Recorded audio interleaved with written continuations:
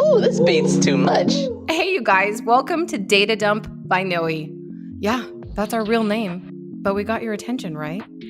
This podcast is focused on sharing meaningful and entertaining, not boring, information about data analytics, business intelligence, startup culture, machine learning, artificial intelligence, leadership, and more through interviews and storytelling. We may also digress on topics related to dogs, coffees, and tattoos, and we're glad you're here. So let's get going and dump some data. Okay, so we are really excited today because not only is this our first podcast for Data Dump with a guest, this is our first podcast where we're also on video. This is StreamYard. Ooh. Mm-hmm. Yeah. Also, this honestly, I think this is just kind of like a sad statement where all of our lives are right now in COVID. Like, this is literally the highlight of my day. I've been looking forward to this all day to be able to see both of you guys. I'm like, I have a StreamYard at 3. Life's worth living today. So, hey, I'm Sarah. And I'm Sean. And this is our special guest, Lorraine Williams. Lo, how are you? I'm doing very well. Thank you so much. Thanks for We're excited to have you on the podcast. We really are. We're just excited to see anyone that is not one of us. Yeah. Or Alan, our producer, or someone that we need to like cook food for or take care of. So this is fantastic. Yes. Okay. So, you mean like having you on the podcast was a super easy choice for a number of reasons. One, because the company that you work for, Plume, is doing incredible work and using Knowi in innovative ways, and we're going to talk about that. Mm-hmm. But two, you actually have a history with Knowi, and so we just wanted to get a little more insider info on how you first came to know our organization and get involved, just to provide everyone listening with a little context, because you're like, you're like a Knowi ride or die. I mean, that's a status. We're giving you that status now, and but really, you truly are. I mean, you've been like with Knowi for years. Mm-hmm. I have indeed. So I stumbled across Knowi. It's not actually really what happened. I've known Jay, the CEO of Knowi, for a long, long time, and we've worked together at various companies along the way over the last 20 or so years. So when I heard that Jay had formed Knowi, I was just super excited about that. I just sort of got my master's in data science myself. And so I thought, I really want to understand what this product's about. Can I use it? And things like that. And I loved it so much when I was playing around with it. And it's just so flexible and amazing that I actually ended up sort of working for Knowi a little bit. Because I really, really did love everything that was that the company brings. The product is amazing. It's sort of beyond its years, I think, in a way. It's a real sort of diamond. If you if you come across it, it's just such an amazing product. So I loved it. I'm in it every day. I'm rambling. I don't know what to say. Bloody blue. No, that's it's fine. I mean, you're such a great evangelist. And I also think you touched on something that is so true. I mean, Jay's whole concept of creating Knowi was really to, bring kind of data analytics into the modern age. And that's something, that's been just like such a thrust and at the forefront of all of the product development that's been happening here. Mm-hmm. And part of the reason why I personally find it really exciting because, Sean and I were saying, I think in the first episode that, we're in this, world right now where there's, more data today than there was yesterday, but more data doesn't necessarily mean better data. And so how do we start to kind of wrap our arms around things to get data to be like meaningful instead of, like an additional chore and then something that people just hate because they just, associate data analytics with more work for them. Yeah. And again, like I'm really interested in us kind of talking about some of the innovative ways you're using Knowi at Plume. I also would like to discuss the fact that you have a rock and roll history. I mean, we can't have this conversation without talking about the fact that you were like a badass, both obviously in work, but also you used to front a rock band. What was the name of this band? Lo? Okay, yeah, many years ago. Probably about 10 years ago, I was a lead singer of a Led Zeppelin cover band called Lead Graffiti. And we were based in the Bay Area, San Francisco Bay Area. And we were around for like 4 or 5 years. It was a total hoot. It was really a lot of fun. And so I was the lead singer, so Roberta Plant. And it was just, and there's loads of videos on YouTube if you can of us doing our thing. But it was a lot of fun. Oh, I've dug some of them up. Don't get it twisted. Oh my I've watched them. So, it was a lot of fun while it lasted. And then, a couple of years of like just singing in different bands as backup and stuff like that, just keeping my hand in really. And then I was a keyboard player and backup singer for an 80s cover band called The Accents, which was again in the Bay Area. And that was a lot of fun. 80s music is just so good. And like we'd play these dark and dingy bars with sticky floors, that sort of thing. It was just perfect. I love all of that. And everyone was out of their chair for the whole 2 hours because the music is so good, So yeah, that's just a couple of little things that I've been doing. Not so much now with the whole pandemic and stuff. Yeah, the whole no bars being open the whole situation. No bars and no nothing. So yeah, but definitely it's a lot of fun. Yeah. And if we, what we could do, oh my gosh, Sean, what we should do is try to look for some of or I can pull up a couple of YouTube clips, and we always like to add music into the episode. Maybe we can add one of the clips of you singing. Oh, yes, that's what we're going to do. As like the intro music? I would love that. That'd be fun. Yes. Yeah. Because like a theme song. Choose which one that is. Yeah. That's fair. That's fair. Okay. Yeah. Okay. That's happening. So just know that when we put this episode out, that's going up. Okay. So obviously, the work that you guys are doing at Plume, I think is just incredible. And why don't you, if you just kind of want to talk like broad strokes, what you guys are doing. I also got some really fascinating statistics from the Plume website that just, to me, makes it so salient why the work that your organization has undertaken and that the founders have created, which is this, incredible thing, is really honestly a healthcare imperative right now. Yeah. So what is Plume? What is Plume? Well, Plume, our mission is to transform healthcare for every trans life. So we're deeply community-centric, and we're very, very dedicated to really helping and providing healthcare to the transgender community. They're so underserved right now. So they really are, I think, one of the most underserved communities with respect to safe and accessible healthcare. It's shocking. So Plume came about to put that right.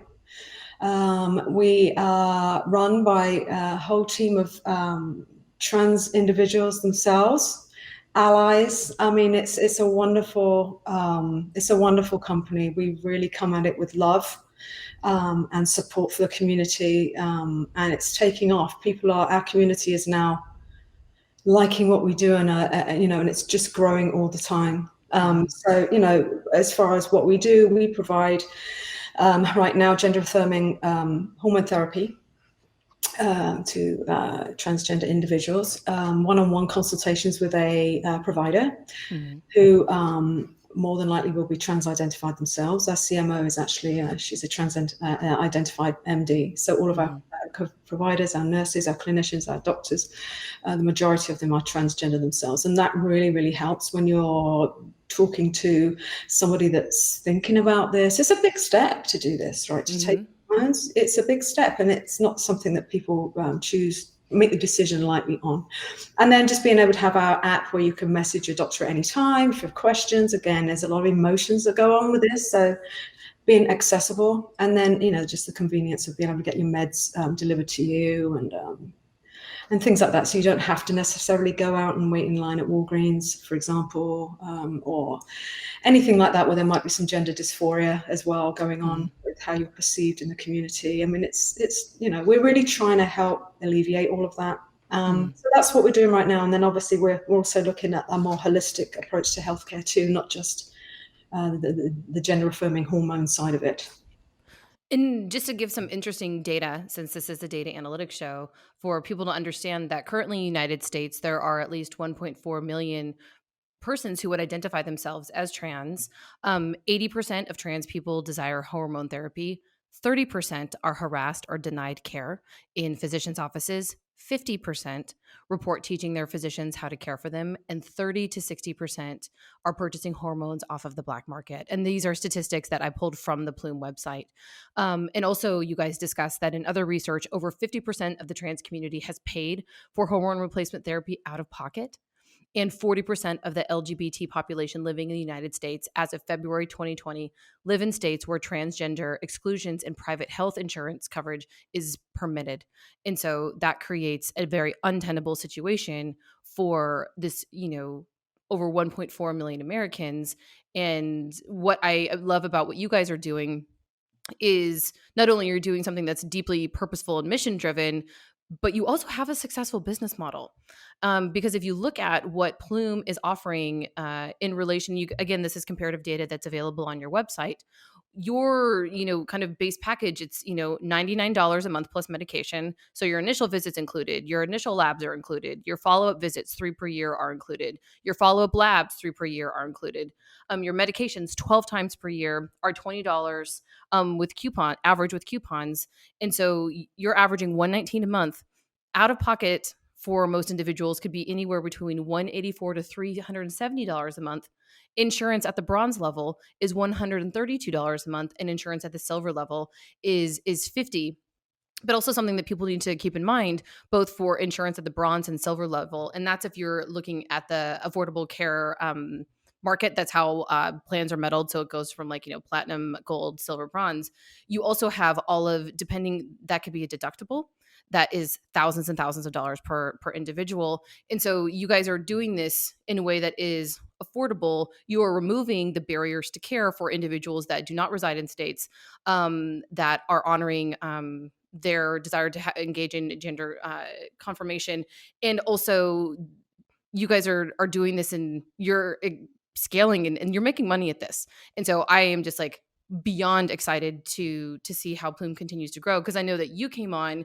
Did you come in April of 2020? I did in April, so that's about 9 months, I think. Yeah, you're like, hey, there's a pandemic. Let me go do some work that I actually care about, since I'm going to be at home for the next who knows how long. Yeah. And you guys, even the growth that you've experienced since you started in April to now is insane. Yeah. It really, really is insane. And I think you hit a lot of nails on the head right there, Sarah. But one of the things that one of the things that you said earlier on that really does happen is that a lot of transgender patients prior to Plume feel that they have to educate their provider on how to care for them. Which is, where have you ever heard of that before? It's so, being able to address that with people that self-identify as well, that way have been through it themselves, they've done it themselves, they know everything, they can, ask me a question, I know what you're going through type of thing. That really does. And I think once that got word on the streets, I suppose, got out about what we're doing, then, our numbers rose quite radically because we really are coming at it from it's a business, and we're making money out of this so that we can expand and bring other things to the community too. But it's also coming from a place of love and coming from, that we really want to do as much as possible for the community, and and help them at where they need it the most. Yes. And so this is the part of the conversation that I will turn over to you and Sean, which is the more technical piece, which is where my skills, I'm bumping up against the end of my skill set here. It's the end of my skill set. I got all of the personality, so much personality, not as much technical skill. And that is specifically how Plume is currently using Knowi. So I will let you and Sean kind of have most of this conversation, and then I'll just add in color commentary when I think it's appropriate. Okay. Cool. Cool. I would start by saying, when people hear about Plume and gender affirming therapies and healthcare, they probably don't think immediately of it being very, very much a data company, right? Like, people have a model in their head of what a data company is. It's like a SaaS product or something. But you still do work with a lot of data at Plume. Is that right? Absolutely. We're a telehealth company dedicated to the trans community, obviously, but we are so data driven. It was actually, the whole startup has been formed with data, with the data foundation right from right from day one. We use that data. We collect a lot of data. We use it to make ourselves, our products better, so that we can operate more efficiently. And not many startups, obviously, when you're trying to run to catch up, or if something's really successful and you're trying to run to stay where you are because there's so much going on. Sometimes using data and knowledge that you already accumulated is like, oh, I should really look at that at some point, and you never have a chance. But we actually built that into our infrastructure and our modus operandi right from the beginning. And Knowi was right there from the beginning as soon as I came on board, because I knew that we were going to learn a lot from this data, and just use it to help the community, as well, to build better products, serve them more, serve them, better, and really just get validation on what's working, what's not working. So yeah, we're heavily data driven. Yeah, that makes a lot of sense. So is it mostly internal things that you're tracking? Or are there, other, because I know most companies would have some metrics related to customer growth, and especially if they're in the startup space, how they're growing over time. Is it more in that realm, or are you also visualizing, patient care data, anything along those lines? Absolutely, it's the whole gambit of that. So obviously, growth data, marketing data, our campaign data, how many signups we got, and all these other, like CAC and all this sort of stuff that you do, right, as a business. But then that's one part of it. But then there's like, what's the patient data telling us? Because it really can be quite eye-opening. So you can easily see in using this demographic data and the patient data coming in, like where we can even maybe serve more, and change how we deliver things to certain parts of the population. So yeah, we basically use all the data, the member data, and also the growth data too. And it's all a big data engine. That's really exciting. So when Sarah was mentioning that Plume also has a viable business model, it was occurring to me that, well, a lot of organizations that would take out to do something altruistic like this would probably fall into the nonprofit space. But it sounds like Plume is going as the startup space instead, and kind of leveraging that speed that startups have. And I sort of tabled that thought to bring it up later. But now when you're describing the way that you're using data and growth metrics, it sounds like, there's that startup rocket fuel again, powering something that a lot of people would think would fit more into a nonprofit space. Do you have any thoughts on that, about why being a startup is the right engine to do this and to do the most good? Yeah, I think so. I mean, it would be lovely if we could do this and pull this off as a nonprofit, but we wouldn't be able to. I don't think we would have the success that we have right now. And we wouldn't be able to help as many people, quite frankly, because we have a lot of great people within the organization, a lot of amazing ideas. As I say, we're fully data driven. We know exactly, we've got our fingers on the pulses of what's going on and how we maybe have to shift what we're doing as the community needs are changing. We can be so nimble in that startup realm rather than a nonprofit realm, which is a little bit slower moving. So it's the best of both worlds. And at the end of the day, we need to make money to be able to pay it back to the community, and that's what we're doing, and giving back to the community in many, many different ways. So working with other Point of Pride, for example, on funding for GAHT services for people that cannot afford it themselves. There's a fund there, there's a little sponsorship going on. So we're actually partnering with a lot of companies like that to really just help, get donor money that we can then treat people for free as well. So we're trying every way to really just make this.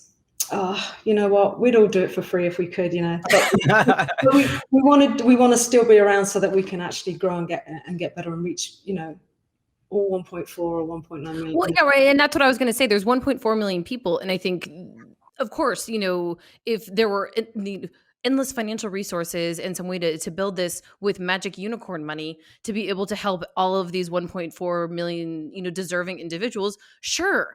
But the bottom line is that's not the environment that we're working in. And what you guys are doing is showing that you have a business model, and now you're scaling it to meet the demand. Because, frankly, there's not a lot of competition in your space right now. I mean, and so I also think it's so innovative for the Plume founders to just say, not only, hey, these are my, peers, and this is important to me, but like this is a business opportunity because there is this underserved population that are also, again, having to educate the doctors, especially. Can you even imagine having to go into the black market for growth hormone? I mean, I don't even want to think about the dangers that Mm. could occasion, or people having to go, feeling, unsafe, or somehow that going into a medical office is going to be a negative and horrible experience.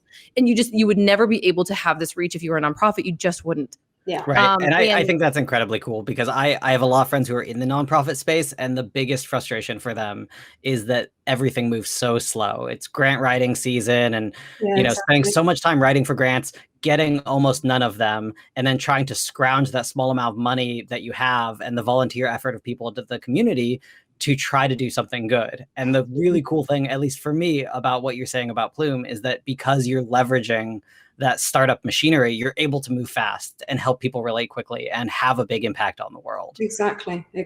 And it's really been unprecedented, actually. I think it took us all by surprise. This time, well, not even this time last year, because I wasn't anything to do with Plume this time last year. So it's not even been a year for me. And what we've done in that time, or the 9 months I've been there, it's night and day. I mean, we're onto something. It's definitely a need. The community are welcoming us with open arms, actually, and it's definitely it's a very emotional space we're in.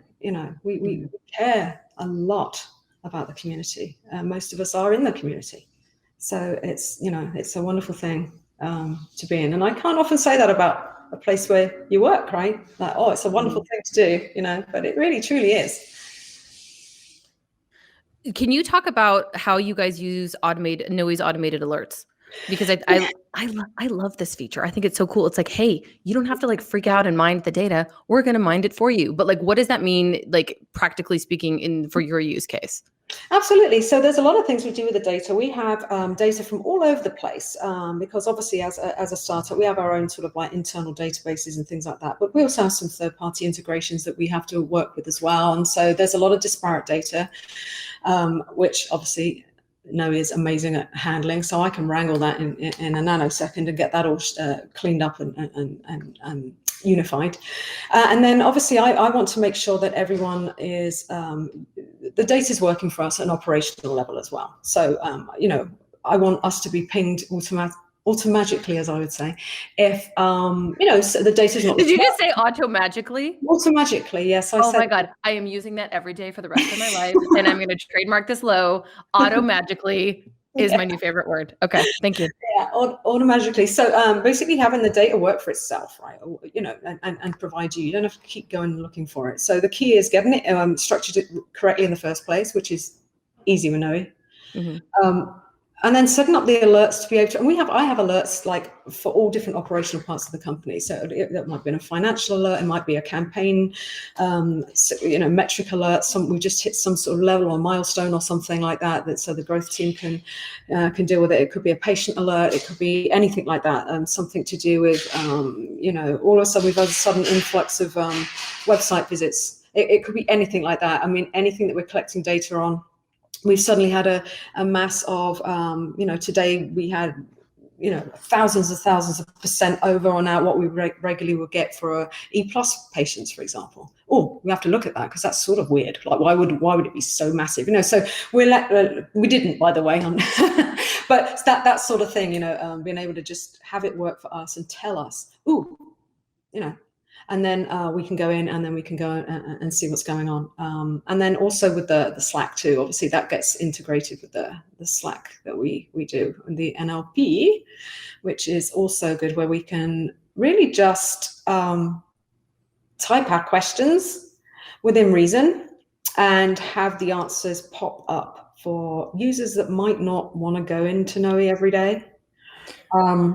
The thing with that is I am curating a little bit the questions they can ask, because it's how long's a piece of string? I mean, if you've got thousands of you've got a terabyte of data of disparate data sources and you've munged it and cleaned it and it's wow. I mean, even knowing what question to ask might be difficult for some people. So I'm trying to curate that a little bit by sort of, like maybe finance type questions, like growth type questions, like, adoption type questions, that sort of thing. And giving it a little bit of a leg up so that I'm at least saying what data sets that would come from. And so all they really then need to do is go and Slack and say, hey, Knowi, what's our CAC today, or whatever it will be, whoever it. And is that your main way of disseminating data to your team right now, or do you have them also? Because I know last time we had a call, you mentioned that you're building out a bunch of dashboards, but you don't necessarily always share those with everybody, right? Because anyone who's done BI dashboard building knows that can be a recipe for disaster if they're not very carefully curated by audience. Yeah, that is true. So I do have a lot of dashboards. It's mainly the exec team. Are in there all day looking at it, seeing the numbers change. So I do have a lot of widgets and dashboards that are geared towards just overall health of the state of the nation in a way. And then I also do have some sort of like targeted operational type dashboards that really get in the weeds for some things. But the majority of it, yeah, I agree with you. Like your dashboards tell a story. But that story might have to be slightly different depending on who the audience is and what they really want to get from the data. Same data, different presentation mode, right? So to your point, dashboards are mainly for, I suppose, the exec teams and things like that, and then the having the sort of Slack knowledge.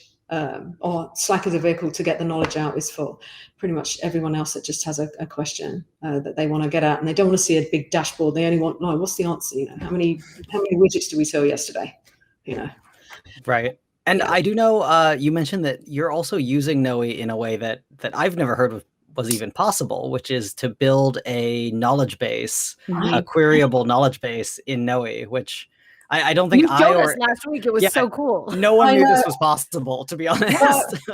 Yeah, and it's really cool because I always, so that's just me. I always want to try and if I know a tool really, really well, I always want to try and see ways I can leverage it, probably in a way that even the people that built it didn't realize. So knowledge base, yeah. So one of the things is when you've got a startup, you're running, a million miles an hour, and there's lots of data coming in from everywhere. And it's okay. I've got the data at the operational level, like the ones and zeros and the noughts, and then the how much we're spending on this and how many patients we got. That's there. But there's like soft data, like how do I answer this question on Instagram if someone says, hey, can I breastfeed if I'm on testosterone or whatever, or or can I take testosterone when I'm breastfeeding? I don't know. And it's those sort of things that, wow, there's so much data that way, like knowledge that we have stored up that's not a 0 or a 1, or it wouldn't go into a pie chart, right? You know what I mean? It's not that type of data. It's language. It's answers. And so I pulled. It's working actually pretty well, actually.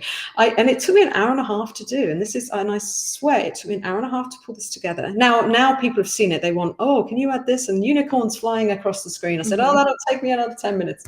But so it's gonna grow some more legs. But it's really good for immediately getting access to, data. So that you can impart that knowledge on someone that has a question for you. So someone might be, someone might text in, one of our patients might text in and say, hey, are there any resources for, top surgery in Alabama? And it's like, boom, boom, boom. Yeah, done. Here it is. Here's a link. Here's the instructions. They're open, 8 till 4 on a Wednesday, whatever it is like that. And so I'm using it for that as well, which, and the visualizations are not, they're just sort of data. They're not charts and colorful stuff. It's just, I got a couple of custom HTML widgets, and and you type your question in, or you can tag all your questions. So you could just tag questions with like, tags, appointments, or, top surgery, or, whatever, Texas, gender marker change, or whatever it is. And it will just it will find the answer and plop it on the screen for you. So, and it was just so easy to pull together. And I'm like, wow. So if someone say who's managing the social media for Plume, they get asked a few questions regularly, would those be in there, and then they can just pull them up and kind of copy and paste? Yeah, because right now it's like, oh, hang on, I got it on a piece of paper, and oh, George, how do you normally answer this question on Facebook when someone says about, oh, hang on a minute, I got it at Google, it's oh my God, and because social, it's a great thing, and it's also a huge thing that you have to keep on all the time. And so as comments and questions are coming in, we can't ignore them, or not ignore them. I mean, we never ignore, but it's like we can't let them go too long without having a response. And as we grow, it's getting worse. There's more things coming in. So to be able to immediately just have the boom answer, cut and paste the answer in, or personalize it if you're having a conversation. But it's going to help operationally, and that's that thing. But I did do something else yesterday that's not a knowledge base, but it's sort of kind of, it's not. I took it a bit further, and I created a video training pool. So what I did was, it's along the same lines. Again, it's not sort of zeros and ones. It's basically like there's a lot of videos. When you onboard someone, you might have some training videos. Like watch this and watch that, and then in this order, and this shows you how to do this, and this shows you how to do that, and stuff like that. When you're onboarding someone for a company, and that takes so long operationally within our company because there's a lot to learn, and so just having the ability to have these videos embedded within Knowi. And so they just go in and they log in, and it'll say, okay, you're a doctor or a clinician, and we know that you're being onboarded. Here's like 10 videos or whatever. Watch them in this order, please. And they click on one, and the video starts playing to the right in a custom widget. And so it's sort of knowledge base on steroids a little bit, because it's what I really did was I just included digital media into the knowledge base, really. So I'm starting to branch out and say, okay, well, I've got the number crunching and the sexy charts coming, which is fantastic. And I'm, syndicating the information. There's Slack, there's NLP, but also there's so much else you can do with Knowi. This is just helping operationally save us time and money, so we can help our community even more. Well, that's what I was going to say, because you guys are basically in like turbo growth mode. You have some very exciting announcements that are going to be coming shortly that will just kind of accelerate you even, kind of further into that growth mode. But you're also dealing in healthcare and with a highly vulnerable population. And so to the extent that you can create, efficiencies operationally, but also a quality assurance too, right? So when different Plume staff are using the knowledge base, that means that they're getting that information from a trusted resource, and that also is going to provide consistency across and the consistent user experience, customer experience, patient experience. But also this helps to make sure that people aren't giving the wrong information, which can also potentially be dangerous. And by having this as a scalable resource, then you can just kind of just tuck in new hires as necessary. You can kind of, continue to develop it and even silo it more to specific, departments as you guys continue to grow. And so there's so much flexibility with where this can go as you guys continue in this kind of insane growth, pace that you've had and will continue to have. Yeah, exactly. So the way I'm sort of designing it now is it was really just for maybe the socials, and then I brought in, okay, well, let's just do it, I'll do it once the right way, and everyone can share it. All the knowledge can be in there. But again, it's persona, right? I don't necessarily want someone on the social media team looking at what a clinician should do with so it's then security around that. It's all managed. It's all done the same way. But then obviously with Knowi, you can pass in filters in your parameters and things like that, and it will know who I am because of my login. It will know that I'm on the growth team, and I don't get to see any videos for clinicians, and I won't get to see any, and a similar thing. Clinicians probably don't want to see social media answers. It's like noise, right? So the way that it's just perfect. It's perfect how we can set this up to be. I literally code it. I create it once and use many times by the parameterized filters. So then we're wrapping up with our time here, because I'm the time stickler, as well as being the most entertaining person, mostly just the time stickler, honestly. Where do you see Plume going in the next couple of years? What's, you're in this insane growth mode. There's so many more services that you want to offer. What's the future look like for you guys? Oh, wow. It looks absolutely amazing. We're so super stoked. Unicorns. We know that there's unicorns. We've There are going to be established unicorns. There are going to be unicorns. Yeah, that will happen. There's so much happening right now. It's a very exciting time for us, and there's a lot of news coming out in the next couple of weeks. Unfortunately, it wasn't quite ready for today, but to announce. But yeah, there's a lot of things that are going to be hitting the streets over the next couple of weeks. And then as far as expansion of services, that exactly. I mean, right now we're doing gender affirming hormone therapy, GAHT. But there are also other things, that we can do, again, for that more holistic look at healthcare for people. There's the whole emotional side of things. It's not just taking a pill or a potion and whatnot and everything's going to be fine. There's a lot that goes on with this whole thing that we can help with as well. So we're currently in beta test for a couple of programs, which is just, we had so much... we were oversubscribed on our beta program. So it's like the need for it right there was like, oh my gosh, we've got too many people who want to do this. I think that the results, basically in the next month or two, we should know the results of that. And hopefully we'll be launching these programs out as additional services. But there's so many things like that we have up our sleeve. There's so many things that we can do to help the community over and above just the actual medication side of things. I'm so excited about this year. I don't know where we're going to be this time next year. Maybe we should do this again and go, whoa, look what happened, because it's very exciting. And, we just love it. Everyone in the company is just so stoked to be doing what we're doing. Mm-hmm. Well, we're really stoked that you're doing what you're doing too. And mostly we're stoked that you're doing it with Knowi because, I mean, this is the kind of stuff that we're interested in, right? I mean, like, we're a data analytics company, but that doesn't mean that we don't want to be involved in innovative things or that we don't have a heart or care. And so to be able to have, you guys using Knowi in an innovative way, which fundamentally is modern approach to data analytics for something that matters to people and really can help change their lives. I mean, like, hi, you're like our ideal customer. Don't tell the rest of our customers, okay? Don't tell the rest. Yeah. So I love it. It works for me. It really is. I'm using it for so many different things that you wouldn't traditionally think a BI tool, and it's not BI tool, it's way different to that. But it's like, oh, we got this thing and we got, oh my gosh, that's so elementary. It does so much more than that. And I'm literally bending it and it's complying. It's doing what I want it to do, which is fantastic. Yeah. Well, we are stoked. And yeah, why don't we just say we'll talk to you in 6 months, because honestly, you guys are probably going to be somewhere totally different in 6 months with the way that you're growing, and we're here for it. We're pretty I'm it. This is great stuff. So thank you, Lo. And also, by the way, after we wrap up recording this, I will be pulling the best YouTube clip I can find. I think I'm really going to try to find something with you as Roberta plant, and we're going to add that into the episode because this is my god, gonna make my year. Okay, I look forward to that.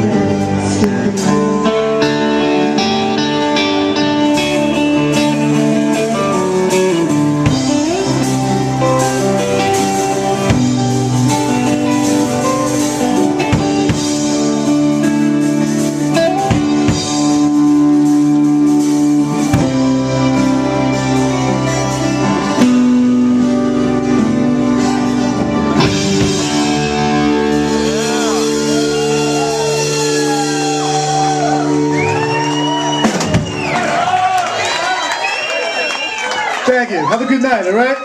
Good night. Thank you so much for listening to Data Dump by Knowi. We hope that you've learned something by listening to this podcast today, or minimally, we've entertained you and made your lunch hour move a little faster.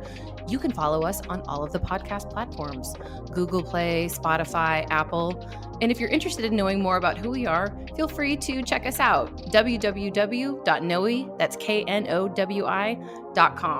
And if you want to reach out to us and if you have questions you want to ask us, you can do that too.